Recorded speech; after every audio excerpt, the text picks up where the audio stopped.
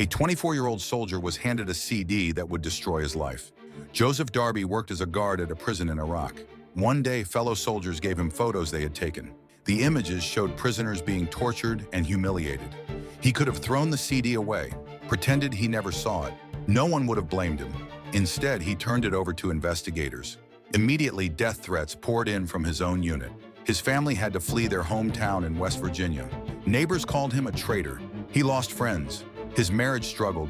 He needed protection just to stay alive. But those photos expose crimes that shocked the world. 11 soldiers faced trial. Military prisons changed their rules forever. Years later, Darby said he had no choice. "I knew what was right. I couldn't live with myself if I stayed silent."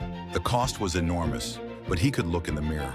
Sometimes doing the right thing doesn't make you popular. It makes you someone you can respect. That's worth more than any friendship built on lies.